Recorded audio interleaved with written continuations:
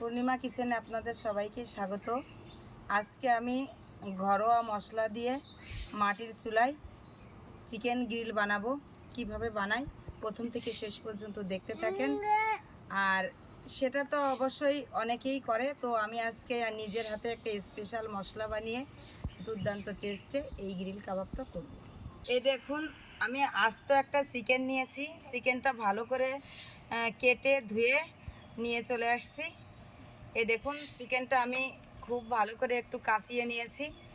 যদি একটু উল্টিয়ে দেখাও বন্ধুদেরকে। এই বুকের পিঠটা না দেখলে বুঝতে পারবে না, কারণ এটা অনেক সুন্দর করে ছোট ছোট করে কেটে নিয়েছি, যাতে মশলাটা ভালো করে এর ভিতরে ঢুকে যায়। এবার এটা আমি একটু ম্যারিনেট করে নেব। এটা ভালো করে ধুয়ে কিন্তু একটু টিস্যু দিয়ে আমি মুছে নিয়েছি, যাতে এই মাংসের গায়ে একটুও জল থাকবে না।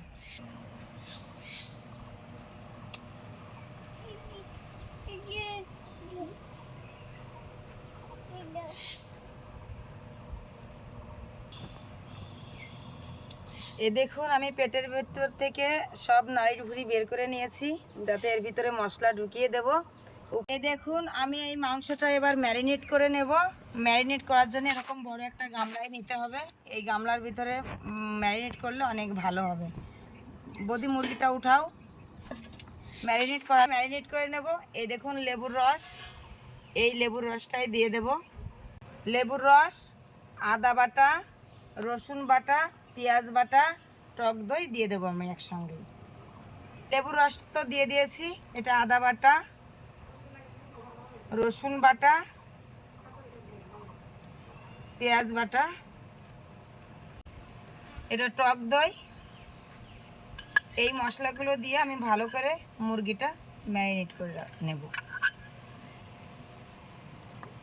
টক দইটা অবশ্যই জল ঝরিয়ে নিতে হবে।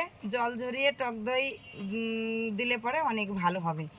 আর এমনি যে উপকরণ সাধারণত সবাই ব্যবহার করে, সেই উপকরণগুলোও আমি নিয়েছি, তবে তার ভিতরে একটু স্পেশাল আমি নিজে একটা হাতে মশলা বানিয়ে নিয়েছি। সেই মশলা দিয়ে এই গ্রিল কাবাবটা করব।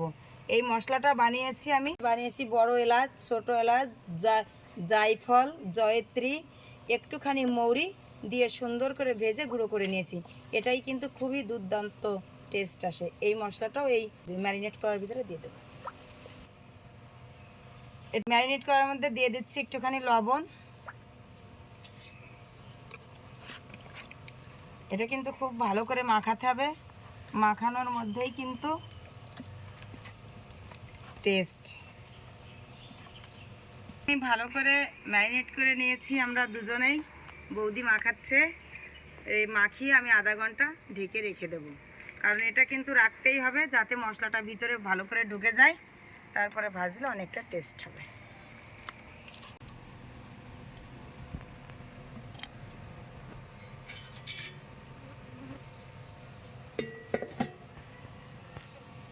সব ধরনের গুঁড়ো মশলা দিয়ে আমি একটা বাটিতে পেস্ট করে নেব। জিরে গুঁড়ো,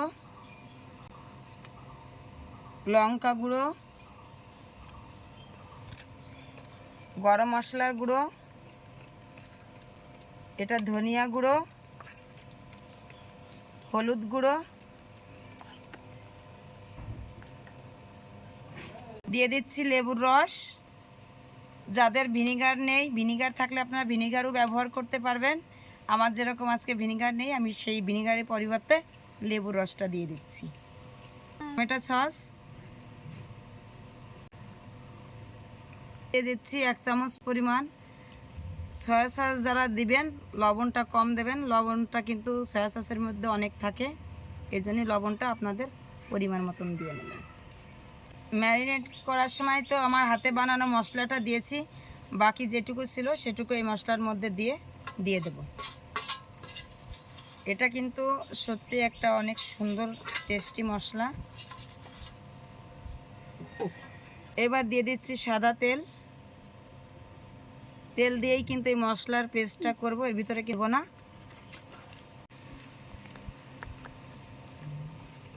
এই দেখুন, আমার মশলাটা কি সুন্দর বানানো হয়ে গেল। এবার আমি দিয়ে দেব এই মশলা। এই ম্যাগি মশলাটাও এর ভিতরে দিয়ে দিচ্ছি।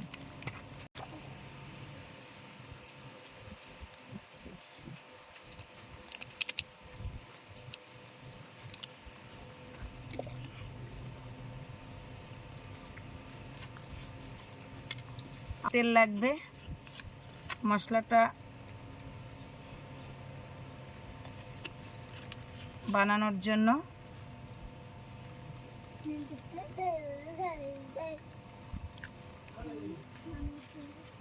এই দেখুন আমার মশলাটা হয়ে গেছে।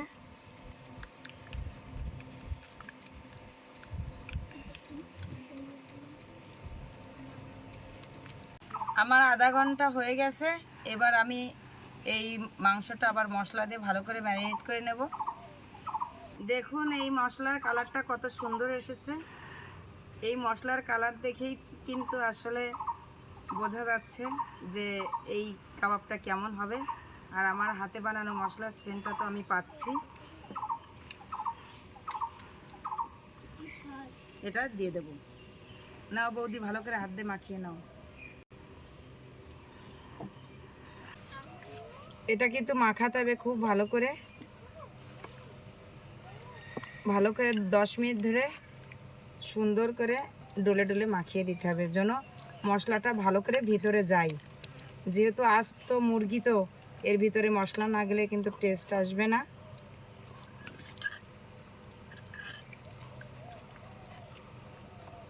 ম্যারিনেট করা হয়ে গেছে। 1 ঘন্টার জন্য আমি আবার রেখে দিচ্ছি। এটা ম্যারিনেট করে রেখে মাঠের দিকে একটু চলে আসলাম, কারণ 1 ঘন্টা সময় তো দিতেই হবে। তো আমাদের একটা কলা পাতাও লাগবে, কলা পাতাটা কেটে নিয়ে আসি। আর আমাদের মাঠটাও একটু আপনাদের সঙ্গে শেয়ার করি। আসলে পড়ন্ত বিকালে এই সবুজের যে সুন্দর হাওয়ায় দোলা দিচ্ছে সবুজ ঘাসে, আসলে মন জুড়িয়ে যাচ্ছে।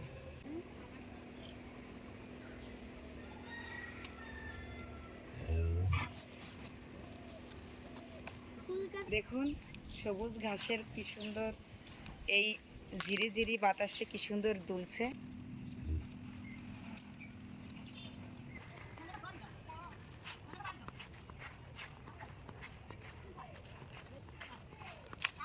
কলা বাগানে চলে এসেছি, কলার পাতাটা কেটে নেব। একটু ঘোরাও হয়ে গেল। আমাদের ওইদিকে মাখিয়ে রেখেছি, সেই সময়টাও হয়ে গেল একবারে।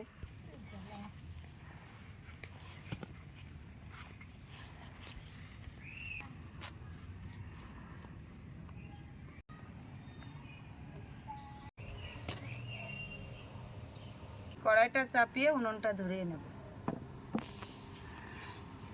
হতে হতে আমি মুরগির মশলাটা খুব ভালো করে সরিয়ে নেব, কারণ এত মশলা দিয়ে কড়াইয়ের উপরে দিলে পরে মশলাটা পুড়ে যাবে, মুরগিটা আমার ভাজা হবে না। এই কারণে আমি মশলাটা সব সরিয়ে নিয়ে মুরগিটা একটু ভেজে নেব।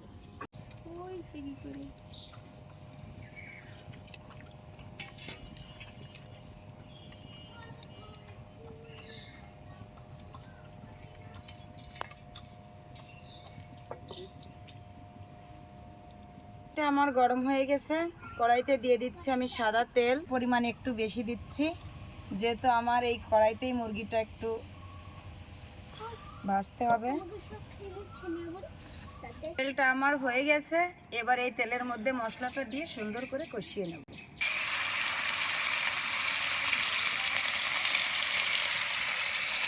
মশলাটা সুন্দর করে কষিয়ে নিচ্ছি।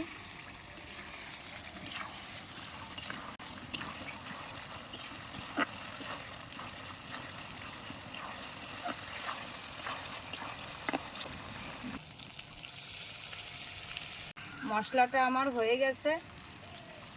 এবার আমি এই মশলার মধ্যেই মুরগিটা দিয়ে দেব। আর একদমই নতুন এই পূর্ণিমা কিচেনে, মানে আমার রান্নাঘরে একদমই নতুন।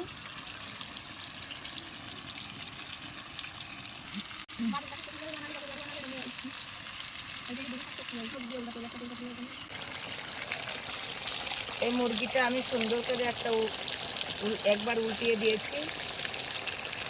তলের থেকে শুধু মশলাটাই নাড়বো, মুরগিটা এরকম আস্তে ঢুকে যাবে। উনুনে গ্রিল তো হালকা আঁচেই করতে হবে।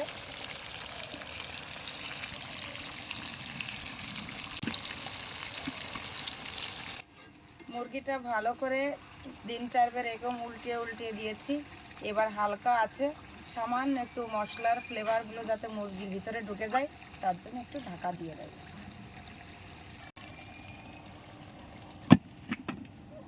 ঢাকনাটা খুলে আবার একটু দেখে নেব কেমন হয়েছে। দেখুন মুরগিটা কিন্তু আমার সিদ্ধ হয়ে গেছে প্রায়। আর একবারও উল্টে নিচ্ছি।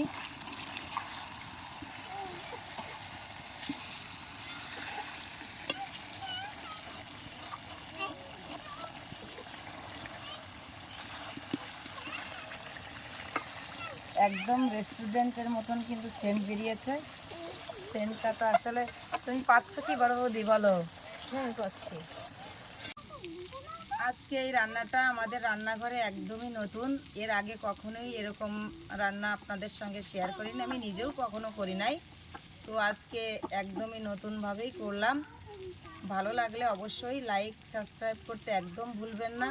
বেশি বেশি করে শেয়ার করবেন, সঙ্গে থাকবেন, ভালো লাগবে, আপনাদেরও ভালো লাগবে, আমার তো অনেক ভালো লাগবে। আর আমি মুরগিটা কড়ার ভিতর থেকে তুলে নিচ্ছি। যেহেতু আদা সিদ্ধ হয়ে গেছে, একটু উনুনে আবার দিয়ে ভালো করে পুড়িয়ে নেব। মুরগিটা তুলে নিচ্ছি। এবার একটু উনুনে আমি সুন্দর করে গ্রিল করে নেব। মশলাটা নামিয়ে নাও। এই দেখুন কি সুন্দর গনগনে আগুন করে নিয়েছি আমি। এবার এর উনুনের উপরে এই জালিটা বসিয়ে দিলাম। এই জালির উপরেই কিন্তু আমার মুরগিটা পোড়াতে হবে।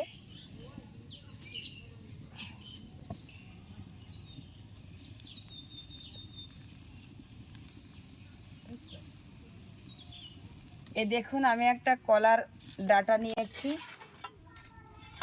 ডাটাটা আমি এরকম একটু সুন্দর করে হাত দিয়ে টিপে ব্রাশের মতো করে নিচ্ছি, কারণ এই মশলাটা তো ব্রাশ করে দিতে হবে। এই দেখুন উপরটা শক্ত, যে জায়গাটা ধরে রেখেছি অনেক শক্ত, আর এটা একদম নরম করে নিয়েছি। এটা দিয়ে একটু তেলটা মশলাটা সুন্দর করে মুরগির গায়ে ভালো করে লাগিয়ে দাও ব্রাশ। এখন কি সুন্দর হচ্ছে।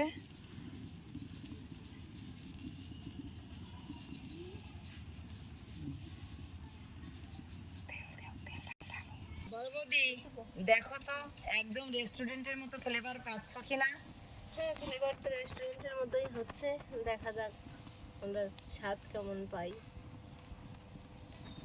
এখন উনুনে যে আগুনটা হচ্ছে, কয়লার উপরে তেল পড়ছে, তেল পড়লেই কিন্তু তেল মশলা থেকে আগুনটা জ্বলছে। এখানে কিন্তু বাড়তি জাল দেওয়ার কোনো প্রয়োজন নেই। বাড়তি জাল দিলে কিন্তু বেশি পুড়ে যাবে, এই তেল মশলাতেই হয়ে যাবে।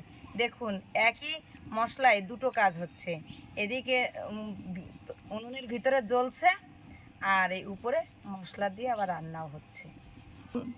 এবার মুরগিটা একটু উল্টে দেব। ওই পিঠ হয়ে গেছে, এবার এই পিঠ আমি একটু উল্টে নিচ্ছি। এই দেখুন কি সুন্দর ভাজা ভাজা হয়ে গেছে। তেল ব্রাশ করে নেব।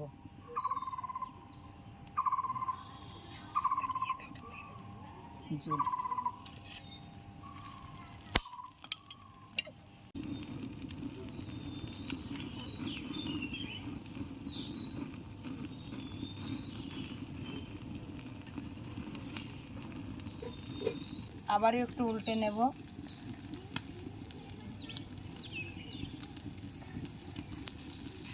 এটাতে কিন্তু 2টা চামচ দিয়ে লাগতেছে। এই দেখুন কি সুন্দর একদম দোকানের মতনই হয়ে গেছে। এই দেখুন আমার চিকেনটা গ্রিল করা হয়ে গেছে। এবার আমি ফাইনালি নামিয়ে নেব। দেখো বৌদি রেস্টুরেন্টের মতো হয়েছে কিনা। হ্যাঁ, রেস্টুরেন্টের মতোই তো হয়েছে। এখন দেবে টেস্ট করে দেখুক আমরা বানাতে পারলাম কিনা। ওরা তো বাদিনই খেয়ে থাকে, আজকে খেয়ে দেখুক আমাদেরটা কেমন হয়েছে। আজকে আমার চিকেন গ্রিল কাবাব, এরাও খাওয়ার জন্য রেডি। টমেটো সস দিয়ে দিচ্ছি, সস দিয়ে এরা খাবে। খেয়ে দেখো কেমন হয়েছে, তোমাদের রেস্টুরেন্টের মতন হয়েছে কিনা দেখো। আমরা ননদ ভাই বউ বানিয়েছি, তোমরা ননদ ভাই বউ খাও। আজকে আমরা একটা মজার ঘটনা ঘটেছে যে আজকে মা আর মামি ওরাও ননদ ভাই বউ রান্না করেছে, আর আমরা ননদ ভাই বউ মিলে আজকে গোটা একটা আস্ত মুরগি খাবো। আজকে গোটা একটা আস্ত মুরগি খাবো। তো এটা মা চিকেন গ্রিল কাবাব করেছে। আমরা এখন একটু টেস্ট করে দেখি। দেখুন লেগ পিসটা কত সুন্দর একদম খুলে আসছে। এই দেখুন কতটা সুন্দরভাবে হয়েছে।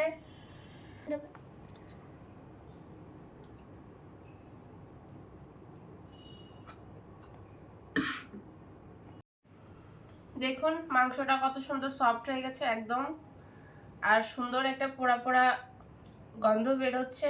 একটু টমেটো সস দিয়ে খেয়ে দেখি। আসো মেহা, এবার আমরা একটু খেয়ে দেখি কেমন হয়েছে। তোমার মা তো খেয়ে নিল তোমাকে রেখে। নাও।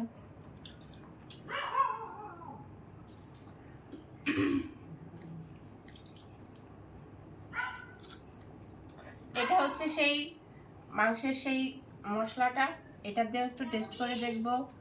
আমরা তো রেস্টুরেন্টে অনেকভাবেই খেয়ে থাকি, তো বাড়িতে একদম ঘরোয়া পদ্ধতিতে এই চিকেন গ্রিলটা করেছে।